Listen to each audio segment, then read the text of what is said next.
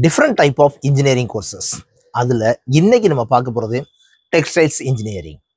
இந்த கோர்ஸுடைய வேல்யூ நம்ம குழந்தைகளுக்கு தெரியலையோ, அதனுடைய டெஃபினேஷனை தெரிஞ்சுக்கோங்க. கட்டாயம் நிறைய குழந்தைகள் படிக்கணும்னு ஆசைப்படுவாங்க.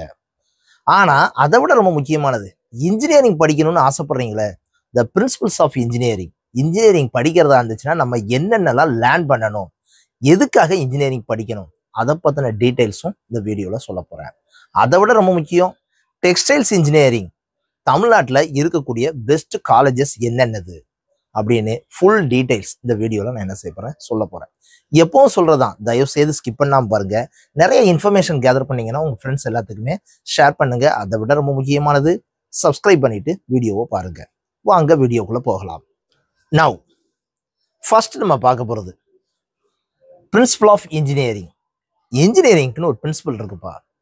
இஃப் எனி கோர்சஸ், நீங்கள் எந்த கோர்ஸ் எடுத்தாலுமே இது கண்டிஷன் தெரிஞ்சால் தான் நீ இன்ஜினியரிங் படிங்க.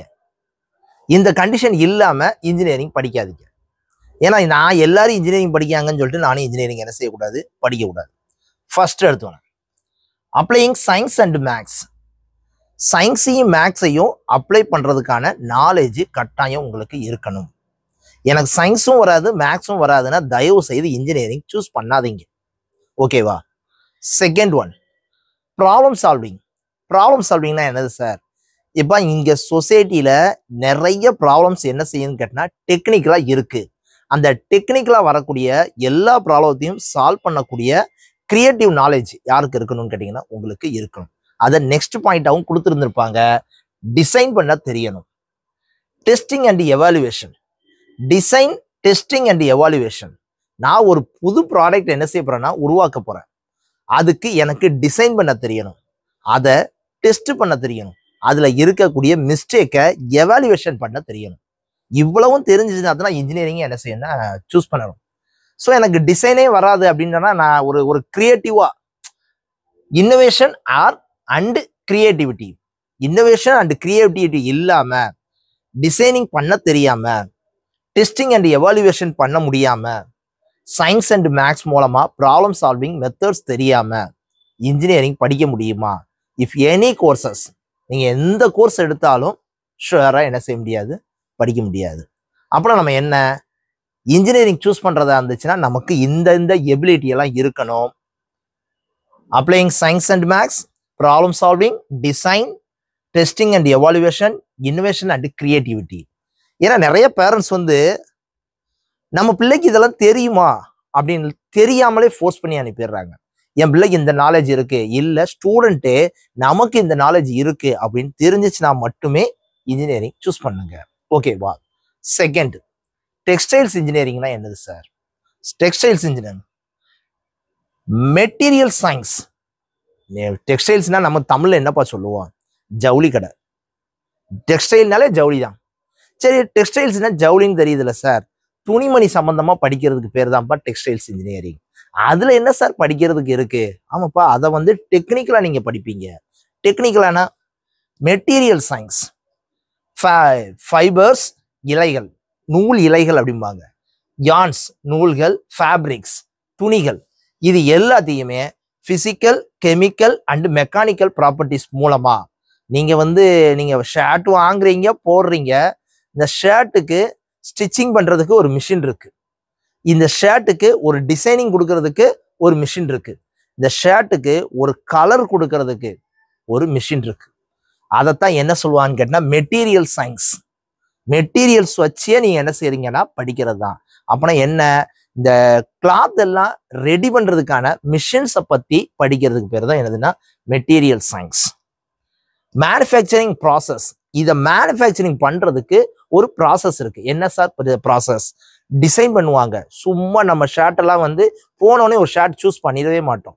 நம்ம என்னென்ன கலரு, என்னென்ன டிசைனு, என்னென்ன சைஸு, எப்படியெல்லாம் நம்ம பார்க்கலாம். ஆஃப் ஹேண்டா, ஃபுல் ஹேண்டா, அதுல காலர் வச்சதா, காலர் இல்லாததா, டிஷர்ட் மாடலா, ஷர்ட் மாடலா, எவ்வளவோ டிஃப்ரெண்ட் டைப்ஸ் இருக்கு. நான் சொல்றது எல்லாமே ஜென்ஸுக்கு, லேடிஸ்க்கு, குட்டீஸ்க்கு எல்லாத்தையுமே டிசைன் இருக்கு.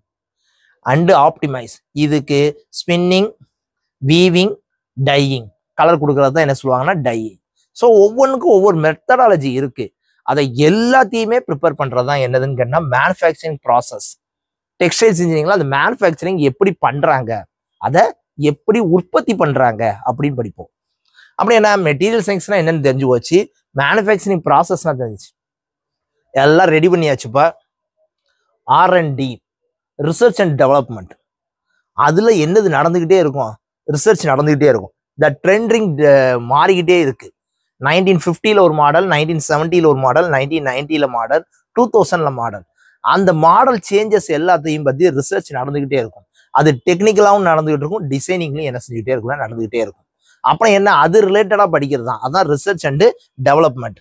குவாலிட்டி கண்ட்ரோல், இந்த இதுக்கு வந்து குவாலிட்டி. ஆமாப்பா, நான் வந்து மிஷின்ல குவாலிட்டி செக் பண்ற மாதிரியே ட்ரெஸ்ஸிங்லயும் நான் என்ன செய்வேன்னா குவாலிட்டி எல்லாமே என்ன செய்வேன்னா பார்ப்பேன். அப்புறம் என்ன, வருஷத்துக்கு வருஷம் அது டெக்னிக்கலா என்ன செஞ்சுட்டே இருக்குன்னா டெவலப் ஆகிக்கிட்டே இருக்கு. அதனுடைய குவாலிட்டி என்ன செஞ்சுட்டே இருக்குன்னா கூடிக்கிட்டே இருக்கு. அதனுடைய குவாலிட்டி கண்ட்ரோல் எப்படி, last and final technical sales and marketing.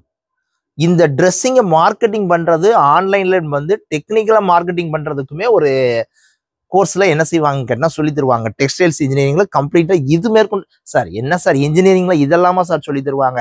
ஆமாப்பா, இதனுடைய ஃபைனல் ஸ்டேஜ் தான் என்னவா இருக்கும்னு கேட்டீங்கன்னா, எல்லா ப்ராடக்ட்டையும் உருவாக்கிட்டீங்க, அதை எப்படி வந்து சேல்ஸ் அண்ட் மார்க்கெட்டிங் பண்றதுங்கிறதையும் உனக்கு என்ன செய்வான்னு கேட்டீங்கன்னா ஒரு மினிமம் அட்லீஸ்ட் சொல்லி தருவாங்க. ஸோ இதுதான் என்னது அப்படின்னு கேட்டீங்கன்னா டெக்ஸ்டைல்ஸ் இன்ஜினியரிங். சரி, இதுக்கு best colleges, one of the best college Anna university departmental. இந்த காலேஜில் படிக்கணும்னு ஆசைப்படுவாங்க. AC tech, Alagappa college of technology, textiles engineering 170 to 180 cut off இருந்தாலே தாராளமாக கிடைக்கும். பிஎஸ்ஜி 160 to 170 கட் ஆஃப் இருந்தாலே கிடைக்கும். குமரகுரு 150க்கு மேலே கட் ஆஃப் இருந்தாலே கிடைக்கும். One of the best college அப்படின்னு சொல்லி சொல்றதா இருந்துச்சுன்னா ஏசி டெக் தான் சொல்லுவேன். இல்லை இது இல்லாட்டினாலுமே ஒரு தமிழ்நாட்டில் இருக்கக்கூடிய பெஸ்ட் காலேஜ்னு சொல்றதா இருந்துச்சுன்னா அந்த 3 காலேஜஸையும் தாராளமாக நம்ம என்ன செய்யலாம்னு கேட்டிங்கன்னா சொல்லலாம். ஸோ டெக்ஸ்டைல்ஸ் இன்ஜினியரிங் சூஸ் பண்றதா இருந்துச்சுன்னா நல்லா அனலைசிஸ் பண்ணி பாருங்க. செகண்ட் கவுன்சிலிங் போறவங்களுக்கு இந்த 3 காலேஜஸ்லயுமே பாசிபிள்ஸ் நிறைய இருக்கு. ஓகேவா? That's all. ஐ திங்க் நான் சொன்ன இன்ஃபர்மேஷன் உங்களுக்கு ரொம்ப யூஸ்ஃபுல்லா இருந்துச்சுன்னா மறக்காம ஒரு லைக் பட்டனை தட்டி விடுங்க. Thank you very much.